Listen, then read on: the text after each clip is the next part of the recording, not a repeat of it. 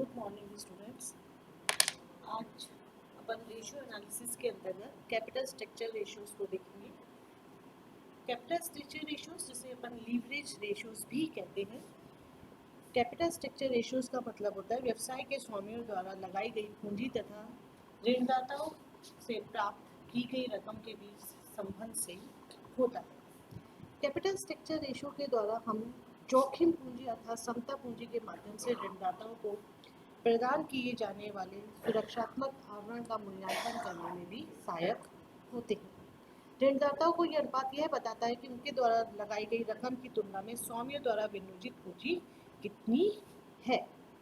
व्यवसाय के स्वामियों को यह अनुपात ये बताते हैं कि उन्हें ट्रेडिंग और इक्विटी से कितना लाभ प्राप्त होगा तथा अतिरिक्त पूंजीकरण का प्रशासनिक नियंत्रण पर क्या प्रभाव पड़ेगा। कैपिटल स्ट्रक्चर रेशियोज के अंतर्गत मुख्यतः हम 5 रेशियो कैलकुलेट करके चलेंगे। फर्स्ट इज डेब्ट equity ratio, second proprietary ratio, third solvency ratio, fourth capital gearing ratio and last is fixed assets ratio. सबसे पहले अपन बात करेंगे डेब्ट इक्विटी रेशियो की। डेब्ट इक्विटी रेशियो का मतलब होता है डेब्ट और इक्विटी के बीच में रिलेशनशिप निकालना। यदि हम इसको फॉर्मूले के रूप में लिखना चाहें तो इस प्रकार से लिखेंगे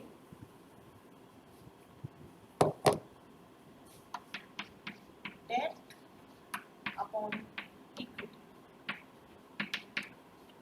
कुछ लोग डेब्ट की जगह external equities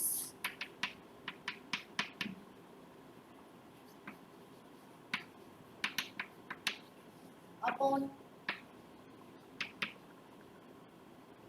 internal equities word को भी यूज करके चलते हैं। आप किसी भी प्रकार से लिख सकते हैं, चाहे आप लिखें डेब्ट अपॉन इक्विटी या फिर external equities upon internal equities. अब जब अपन डेब्ट निकालेंगे तो डेब्ट निकालने का हमारा तरीका होगा लॉन्ग टर्म लायबिलिटीज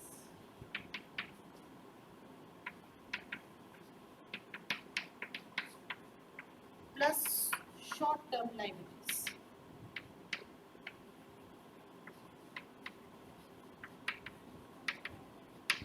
डेब्ट निकालने का तरीका होगा हमारा long term liabilities plus short term liabilities. डेब्ट को अपन आउटसाइडर्स फंड भी कह सकते हैं।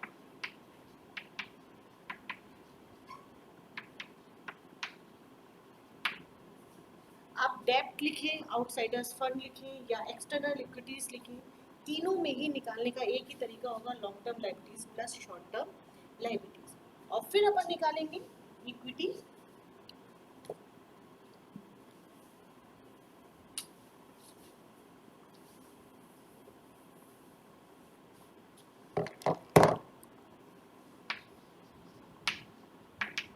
इक्विटी कहें, शेयर होल्डर्स फंड कहें,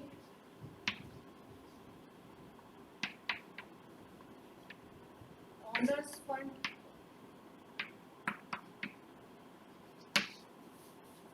internal equities,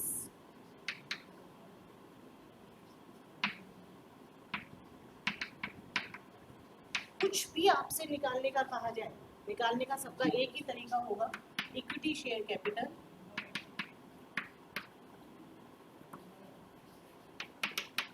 plus preference share capital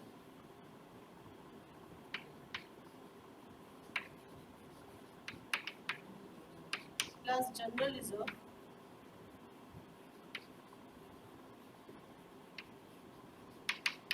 plus credit balance of profit and loss account minus miscellaneous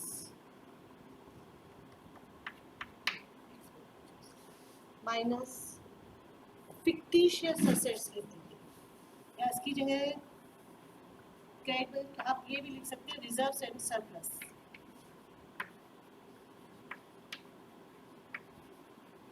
minus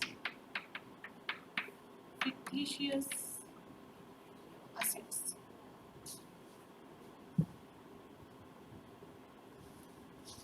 इसको नेट वर्थ भी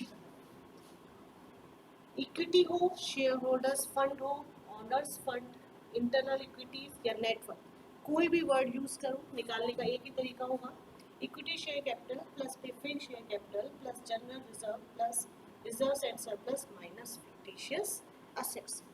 जो अपन अपनी आउटसाइडर लायबिलिटीज निकाल लेते हैं और नेटवर्क निकाल लेते हैं या शेयर होल्डर्स फंड निकाल लेते हैं, उसके बाद हम इस रेशियो को फाइंड आउट कर सकते हैं। कुछ लोग ये कहते हैं कि वो टोटल आउटसाइड लायबिलिटीज को काम में नहीं लेते, वो लोग ये कहते हैं कि खाली हम लॉन्ग टर्म लायबिलिटीज को काम में लेंगे, तब हमारा ये फॉर्मूला चेंज हो जाता है और उस समय हम इस फॉर्मूले को इस तरह से लिखते हैं, long term debt upon share holders fund, long term debt upon share holders fund. उस समय वो करंट लायबिलिटीज को इसमें शामिल नहीं करते, सिर्फ लॉन्ग टर्म लायबिलिटीज को ही शामिल करके चलते हैं।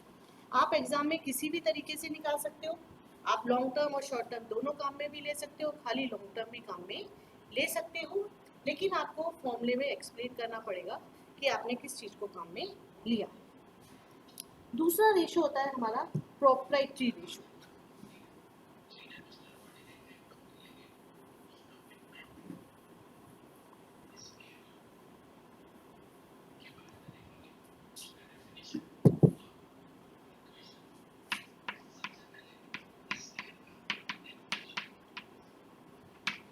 प्रॉपर्टी रेशो, प्रॉपर्टी रेशो हमें स्वामी पूंजी और कुल संपत्ति अनुपात या shareholders equity to total equities ratio या इक्विटी रेशो भी कहते हैं इसको, यह अनुपात स्वामी के कोषों तथा कुल संपत्तियों के बीच में संबंध व्यक्त करता है।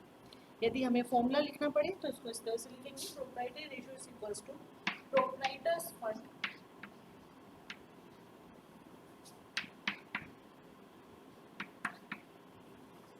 Upon total tangible assets. Proprietors fund upon total tangible assets. अब प्रोप्राइटर्स फंड जो अपन ने डेब्ट और इक्विटी निकालते समय इक्विटी का मतलब लिया था, वो का वही चलेगा प्रोप्राइटर्स फंड में। Proprietors fund equity share capital, preference share capital, reserves and surplus, general reserve भी इसी में ही आता है, माइनस फिक्टिशियस असेट्स लेते हैं। और टोटल टेंजिबल असेट्स का मतलब होता है फिक्स्ड असेट्स और करंट असेट्स।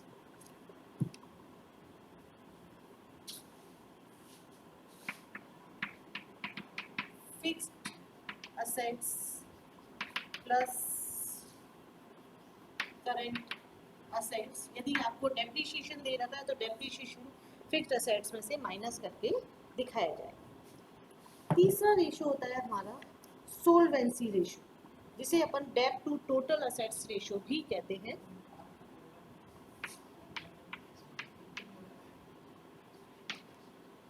सोल्वेंसी रेशो, सोल्वेंसी रेशो निकालने का हमारा फॉर्मूला होता है टोटल डेब्ट्स या total outside liabilities, total debts या total outside liabilities upon total assets. Total assets लिखिए या टोटल टेंजिबल असेट्स लिखिए, दोनों का मतलब एक ही होगा आपका। अब टोटल डेब्ट्स निकालने, सोल्वेंसी रेशियो निकालने के लिए टोटल डेब्ट्स का मतलब होता है आपकी लॉन्ग टर्म लायबिलिटीज और शॉर्ट टर्म लायबिलिटीज, दोनों को ही हम इसमें शामिल करके चलेंगे। यह अनुपात संस्था की दीर्घकालीन शोधन क्षमता का मापन और विश्लेषण करने के लिए प्रयोग किया जाता है। यह अनुपात हमें ये भी बताता है कि यदि किसी संस्था का दिवाला निकल जाए तो उसकी संपत्तियों के बेचने से जो भी धनराशि प्राप्त होगी वह कुल दायित्वों के भुगतान के लिए पर्याप्त है या हमारे पास पर्याप्त नहीं है। यह कुल बाह्य दायित्व तथा कुल संपत्तियों के मध्य एक संबंध को, रिलेशनशिप को शो करता है। यदि हमें प्रश्न में कभी प्रोप्राइटरी रेशो निकलवाया जाता है तो हम उसकी सहायता से सॉल्वेंसी रेशो भी निकाल सकते हैं। उस समय हमारा फॉर्मूला हो जाता है 1 माइनस प्रोप्राइटरी रेशो। आप चाहे अलग अलग निकालो, यदि आपने सोल्वेंसी रेशियो निकाल लिया और प्रोप्राइटरी रेशियो नहीं निकाल सकते तो आप 1 में से सोल्वेंसी रेशियो को माइनस कर देंगे तो आपके पास आ जाएगा proprietary ratio. Proprietary ratio plus solvency ratio is equals to 1। फिर आता है आपका fixed assets ratio.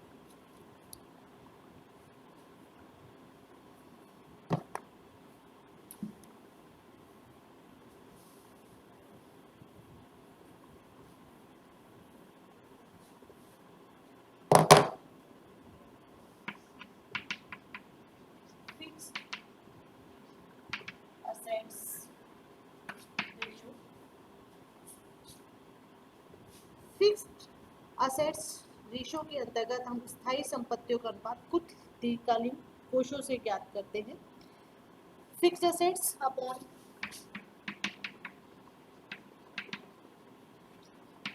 Total long term funds. Fixed assets upon total long term funds. यहाँ पे जो फिक्स्ड असेट्स होती है वो हमें आफ्टर डेप्रिसिएशन लेनी है। फिक्स्ड असेट्स हम यहाँ पे आफ्टर डेप्रिसिएशन लेते हैं। और total long term funds, total long term funds का मेरा मतलब है यहाँ पे net worth plus long term liabilities. Net worth plus long term liabilities. अब नेटवर्थ अपने को पता है क्या होती है, नेटवर्थ का मतलब होता है वो equity share capital, preference share capital, reserves and surplus minus fictitious assets. और लॉन्ग टर्म लायबिलिटीज आपके डिवेंचर्स होते हैं इसके अंतर्गत, और लॉन्ग टर्म लोन्स जो भी आपने ले रखे वो इसके अंदर शामिल किए जाते हैं। साधारणतः ये अनुपात 1 से कम होने पर वित्तीय स्थिति संतोषजनक मानी जाती है और 1:1 से अधिक होने पर यह अनुपात ये बताता है कि स्थायी संपत्तियां कुल दीर्घकालीन कोषों से अधिक है। और इससे ये निष्कर्ष निकाला जाता है कि संस्था ने अल्पकालीन कोषों के प्रयोग के संबंध में अदूरदर्शिता की नीति अपना रखी।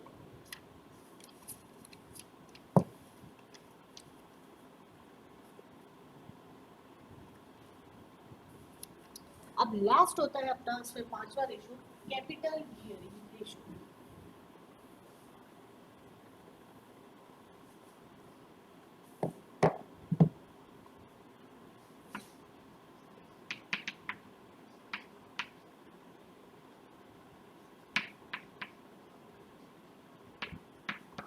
Capital gearing ratio.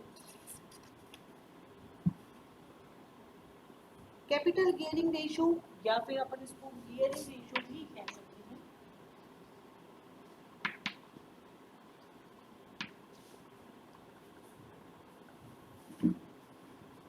Capital gearing ratio से मतलब होता है स्थिर आय पूंजी और परिवर्तनशील आय पूंजी के मध्य संबंध कैलकुलेट करना।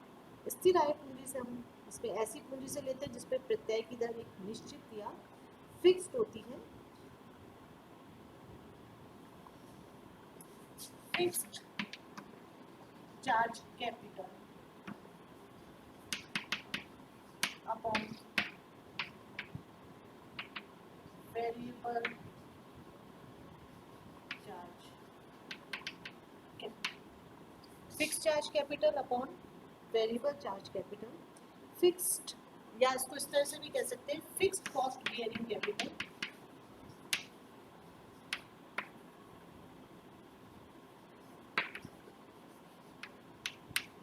fixed cost bearing capital upon variable cost bearing capital.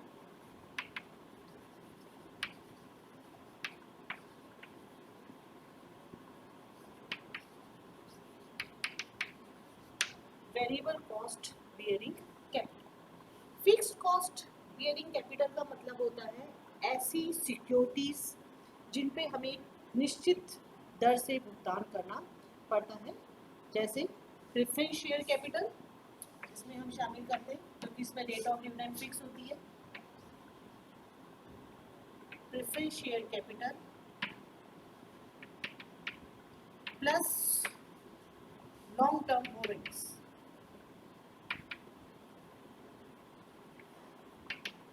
Long term borrowings का सबसे बड़ा उदाहरण होता है डिबेंचर्स। डिबेंचर्स पे हमेशा रेट ऑफ इंटरेस्ट फिक्स रहती है, और यदि आपने किसी भी संस्था से लोन ले रखा है तो लोन पे जो भी हमें इंटरेस्ट रेट होती है वो भी हमारी फिक्स होती है। फिर variable charge capital.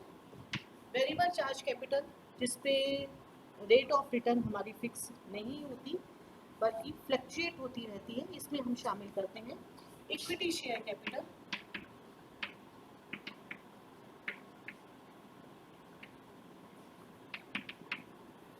Plus reserves and surplus.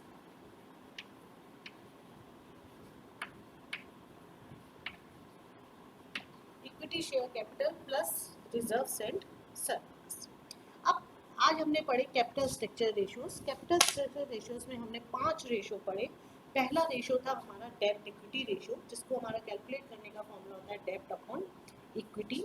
दूसरा रेशियो होता है हमारा प्रोप्राइटरी रेशियो। प्रोप्राइटरी रेशियो का हमारा फॉर्मूला होता है proprietors fund upon total assets. Solvency ratio का भी इसी प्रकार से बनेगा, total outside liabilities upon total assets. चौथा था हमारा fixed assets ratio, fixed assets after depreciation upon long term funds. पांचवा था हमारा गियरिंग रेशियो। गियरिंग रेशियो में हमारा फॉर्मूला बनता है fixed cost gearing capital upon variable cost gearing capital. अब तक अपन ने 2 तरह के रेशियो पढ़ लिए, शॉर्ट टर्म सॉल्वेंसी के और एक long term solvency. Thank you.